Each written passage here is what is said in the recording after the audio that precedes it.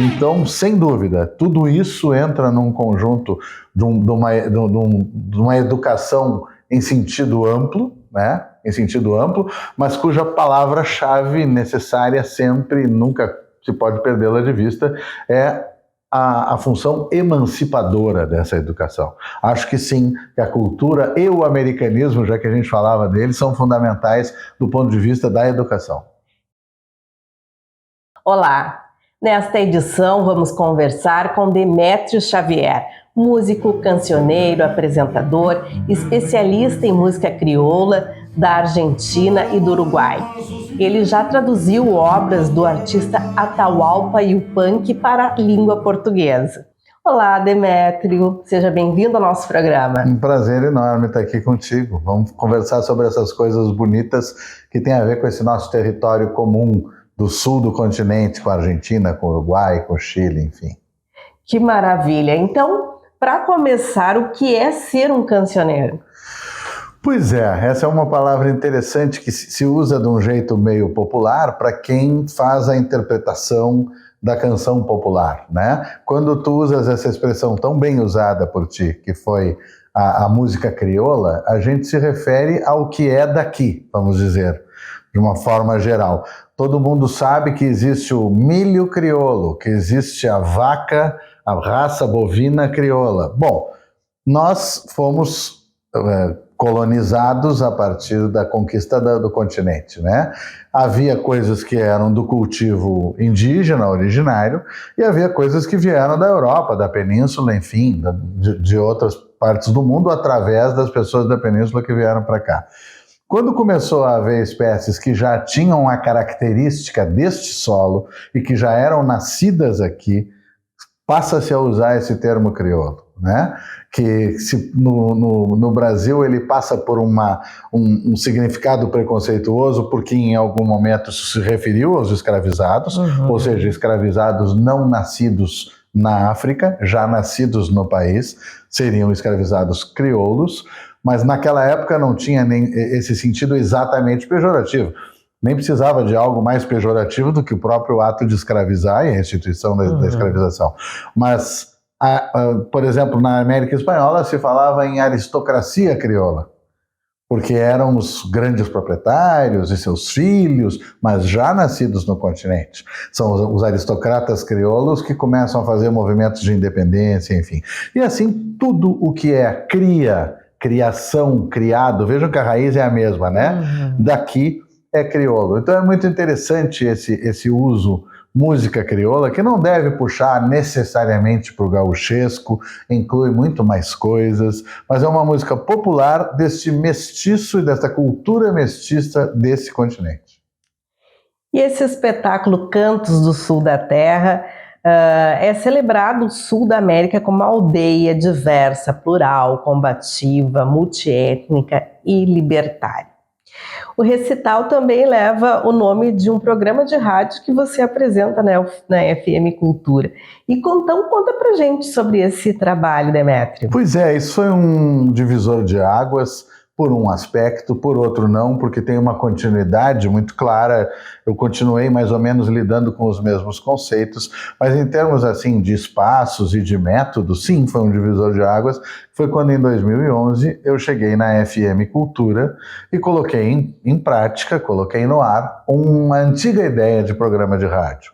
Eu não era radialista, agora eu sou, né? Eu não era radialista, eu tinha pensado nisso porque eu gosto dessa reflexão, eu acho necessário trazer a canção argentina, uruguaia. Vamos falar principalmente do prata, da Argentina e do Uruguai, embora a gente lide com o continente inteiro. O fato dela ser tão semelhante formalmente ao Rio Grande do Sul, com a referência ao gaúcho, certas paisagens, certos hábitos, sempre me pareceu um motivo muito importante para que ela fosse conhecida aqui. E aí entra uma razão muito forte, que é o fato de que na Argentina e no Uruguai prepondera nesse estilo de música e de cultura um ponto de vista popular, e aí a palavra que tu usaste, combativa, né? Um ponto de vista ligado às lutas populares, ligado às questões políticas fundamentais, enquanto que no Rio Grande do Sul, por uma série de motivos históricos, isso não é tanto assim. Nós temos um manejo da figura e da tradição ligada ao gaúcho que tem outros aspectos, de outros, enfim, um ufanismo de uma certa ordem, uma coisa festiva para outras pessoas, enfim, outros grupos, mas não com essa pegada, digamos assim, que fez com que, por exemplo, na Argentina e no Uruguai, os grandes folcloristas, como eles chamam lá, os cantores das coisas crioulas, nativistas, enfim, tenham sido os grandes perseguidos durante as últimas ditaduras civis e militares. Então, eu queria levar sempre esse ponto de vista de um criolismo e um gauchismo populares e a serviço do contemporâneo e articulados com a diversidade, com as grandes lutas e com as pequenas lutas, com a vida das pessoas. E eu propus isso na rádio e isso funcionou muito bem a partir de 2011. Teve uma interrupção por razões, enfim, administrativas e políticas de decisão de governo da época, enfim.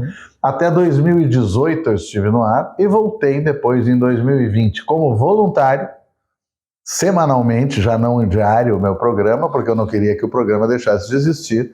E desde o ano passado estou de volta com Cantos do Sul da Terra, da 1 às 2 da tarde, no 107.7, que é a FM Cultura. Claro que também pela internet as pessoas podem pegar a FM Cultura de Porto Alegre.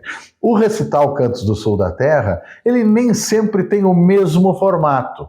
Ele é um evento que tem essa mesma filosofia. Esse mesmo surgiu a partir do programa, da ideia do programa. Sem dúvida. Esse nome que eu escolhi esse nome para o programa naquela ocasião, em 2011. Hoje, o programa está também na televisão, na TVE.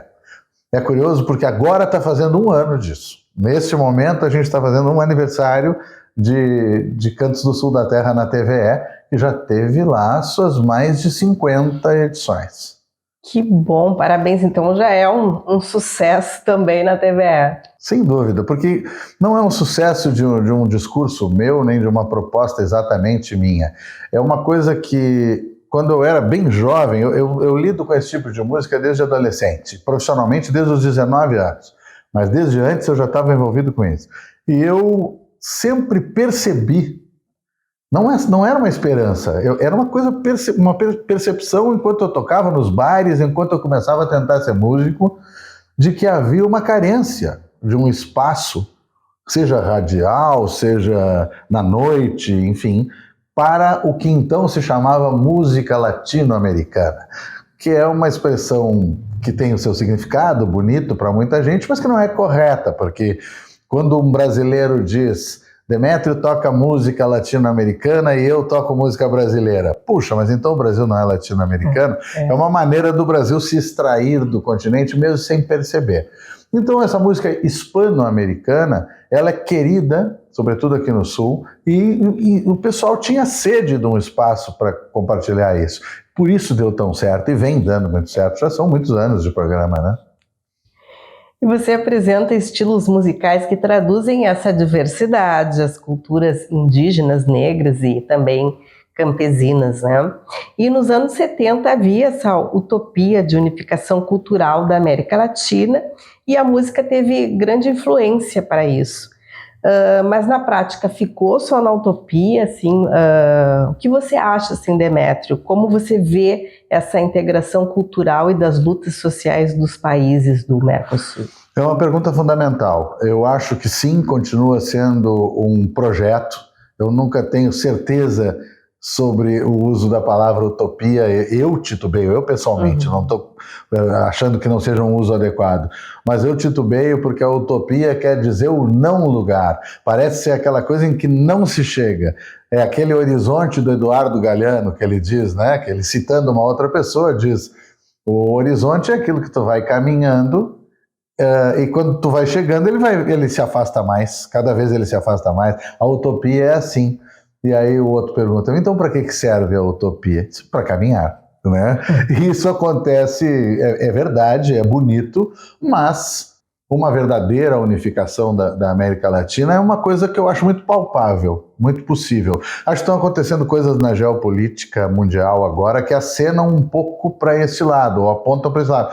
E há poucos anos já tivemos experiências assim, de aproximação de países, de blocos, enfim, já que essa é a forma como se faz política no mundo hoje, dessa forma desses blocos, enfim, de um contraponto a uma hegemonia que sempre esteve aí, ou que tem a cara que tem pelo menos desde o fim da Segunda Guerra Mundial, né?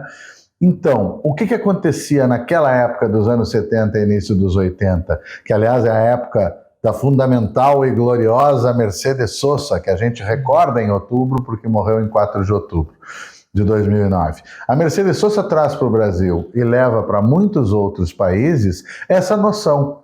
Porque ninguém pense que se tu chegares na Argentina, lá em Tucumã, onde ela nasceu, por exemplo, e vais a um bar ou a um teatro ouvir um músico, ele vai cantar algo de Cuba, do Brasil, do Uruguai, de um roqueiro como o Charly Garcia e daqui a pouco algo super folclórico, não sei, da Cordilheira. Era ela que fazia isso. Ela que juntou em si um repertório americano e que apresentou pra gente todas essas coisas, né?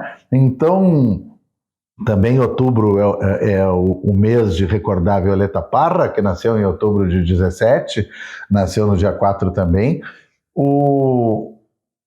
Mercedes Sosa nos traz Violeta Parra. Claro que alguns conheciam, mas massivamente ela nos traz Violeta Parra, Alfredo Zitarrosa, Víctor Jara, Atahualpa Yupanqui. Tudo vem por ela. E o que acaba acontecendo? Ela é a grande voz daquele momento de tentativa de dar uma resposta americana, e eu faço questão de usar essa palavra para a gente não ficar preso ao significado que tem a ver com os Estados Unidos. Quando eu digo americano, eu me refiro à nossa Abya Yala, como diz o indígena, a América Latina, chamemos assim.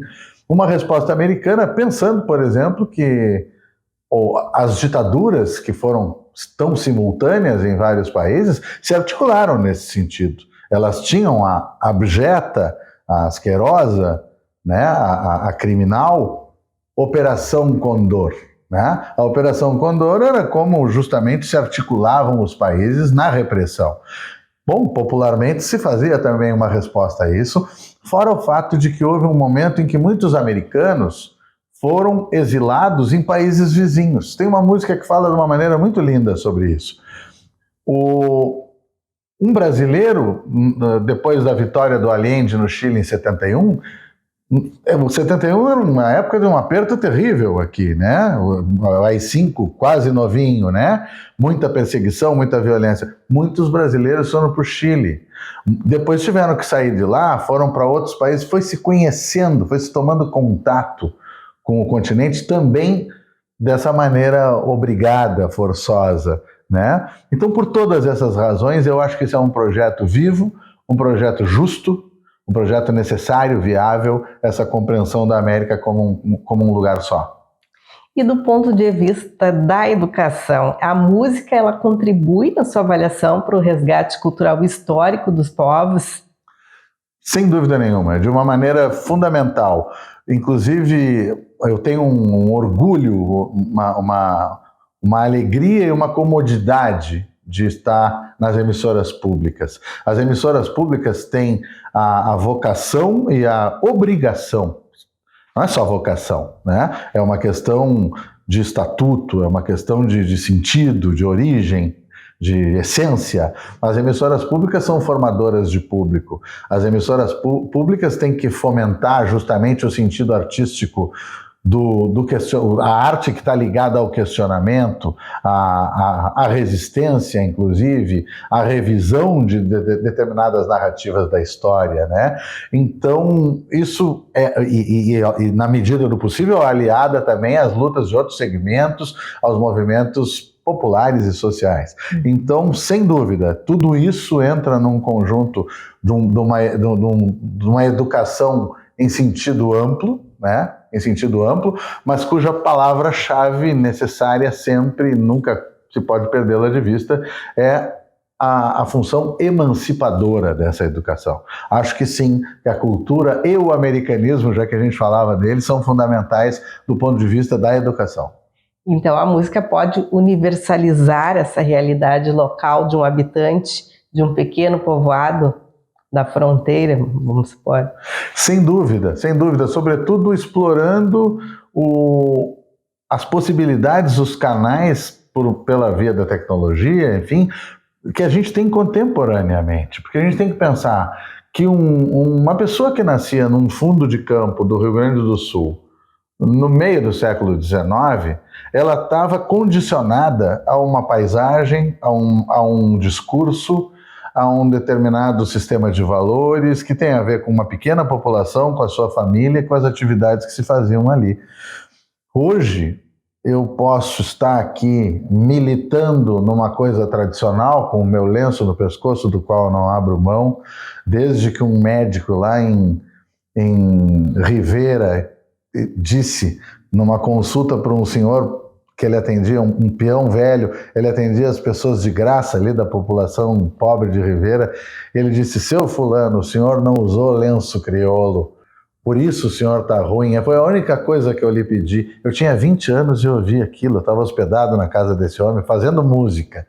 E eu disse: puxa, eu vou usar esse negócio, não fico sem esse lenço, meia estação tu já vai me ver com ele. Então tu vai me ver fazendo coisas tradicionais, mas não há nada que me impede ou me iniba de ser rapper, de ser ligado à música eletrônica, de ser voltado para a música de concerto barroca, porque a gente tem muito mais coisas à disposição contemporaneamente. Então, sim, aquele músico, aquele artista, ou simplesmente aquela pessoa de uma comunidade tradicional, inclusive das comunidades originárias, das comunidades quilombolas, enfim, essas pessoas precisam ter acesso a tudo, fazer as suas escolhas e as suas experimentações e se desenvolverem e fazerem a sua vida da maneira que lhes aprover, coletivamente e individualmente. A música é uma das formas de fazer essa conexão, né? A tecnologia, sem dúvida, ao lado das manifestações artísticas também. Então a gente tem que estar atento no sentido de jamais barrar o acesso das pessoas a estes canais, a esses ambientes, as artes, a tecnologia, enfim, mesmo quando a gente faz isso até com boa vontade, por um preconceito, como quem diz, como aquelas pessoas que pensam: puxa, mas a gente não devia levar estas coisas aos indígenas porque vai descaracterizá-los, eles não vão mais ser indígenas. Não, deixa que eles digam, simplesmente faculta, coloca na mesa, compartilha tudo com todo mundo. Então sim, a universalidade, que não tem nada a ver com o conceito da globalização, evidentemente, essa universalização das coisas é emancipadora ou pode ser emancipadora. É como desbravar o mundo sem esquecer as origens, valorizando a sua terra. Sem dúvida. Aquela frase que se atribui ao Tolstói, ninguém sabe se foi o Tolstói que disse, a gente pode esquecer o Tolstói e ficar só com a frase, que é o pinta tua aldeia e serás universal, né? E se a gente fizer, por lógica, o caminho oposto, né?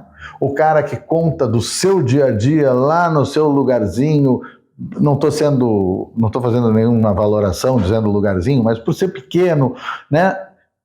O cara pinta a sua realidade mais íntima e essencial. Com isso ele toca outro ser humano que tem correlatos disso, quer dizer, a gente fala de um exemplo que eu adoro dar, são as pessoas do mundo rural, né?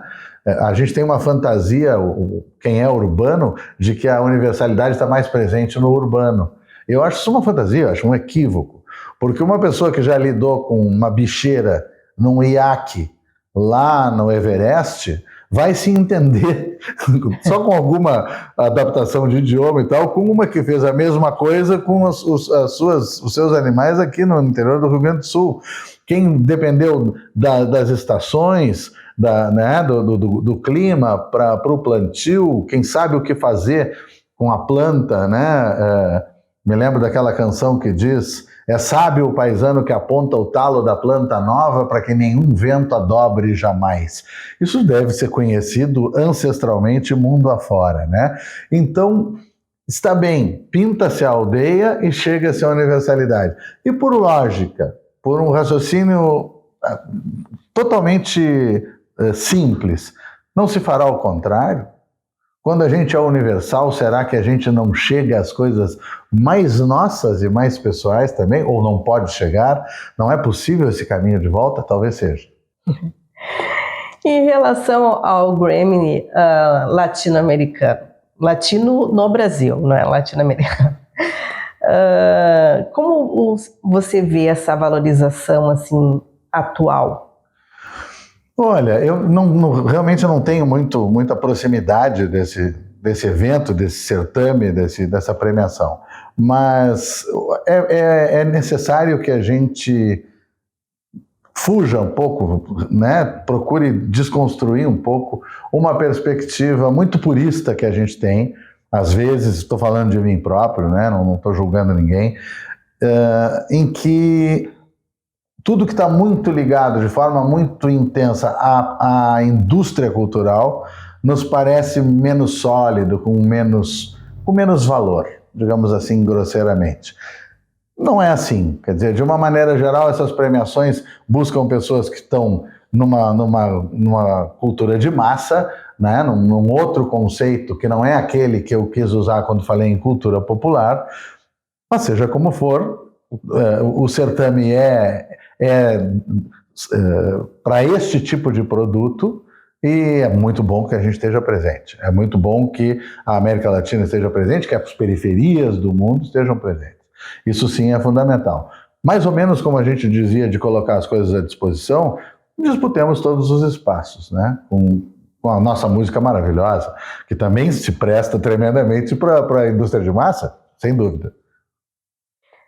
E então, assim, para nós encerrarmos essa nossa conversa, gostaria que deixasse uma mensagem aí para todos que estão acompanhando aqui o nosso videocast, podcast da Durgs, e já agradecendo, porque neste mês de outubro a Agenda Cultural trouxe o seu show Cantos do Sul da Terra. Então, Demétrio, deixa aquela mensagem especial aí para todos e todas. Olha, a principal coisa que eu tenho a dizer é o agradecimento por causa desse tipo de possibilidade, de oportunidade, né? De trazer para o palco, aqui, num lugar enfim, de militância, de movimentação social, né? Trazer esse conceito que eu levo adiante no rádio há tanto tempo e sempre que possível quando me apresento também. Isso é fundamental, a gente tem que se encontrar e se comunicar. Esta conversa contigo fez isso, potencializou isso ainda muito mais. O velho Atahualpa Yupanqui, de quem eu gosto tanto, diz assim: o caminho é como um céu onde os bons se juntam. Alguém perguntaria, mas será que ele é religioso? Foi isso que ele quis dizer? Não, não era especialmente religioso. Será que ele é tão pretensioso que ele acha que ele diz o que é bom e o que não é bom? Como os bons se juntam? Também, tu não acha que eu sou bom? A questão que para mim está colocada aí é que as pessoas que têm interesses, têm interfaces, têm problemas, têm lutas, têm utopias comuns, se juntam, se encontram ou devem fazer isso, né, ao longo do caminho. Vocês no espaço, no ambiente, no âmbito de vocês, eu no meu, nós estamos nas mesmas coisas, né? No teu conceito, no conceito daqui, de vocês, da instituição, da classe, né, da categoria, neste momento eu sou alguém bom, né? Eu tenho a mesma sensação ao encontrar vocês. O caminho tem que nos manter juntos e nós temos que agregar outras pessoas, né? O caminho é como um céu onde os bons se juntam, significa que há que fazer rede e há que fazer uma conexão sólida de todo mundo que luta pelas coisas corretas, que considera corretas, pelas coisas que muitas vezes são contra-hegemônicas, que são tão difíceis e que a gente faz a nossa forma, pela educação, pela arte, pelos meios de comunicação, como for possível, todo mundo contribuindo da sua forma, mas não assim compartimentado e se encontrando eventualmente para um evento ou não. Não, nós estamos juntos, né? Nós nos estamos vendo, como eu tenho dito ao final do programa de TV, desde que ele começou, eu uso essa expressão, que é uma expressão que os falantes de espanhol usam muito. Eles dizem, nós nos estamos vendo. Eu acho isso muito importante. Eu acho que a gente não pode perder de vista quem está conosco nessas brigas tão difíceis deste mundo, deste pedaço de mundo, deste tempo que a gente vive. Então tá ótimo, então sucesso aí, vida longa ao Cantos do Sul da Terra. Muito obrigada pela participação. Assim seja, eu que agradeço. Y vos, vientito que me acaricia mi par le saben llamar a la cholita que penando está.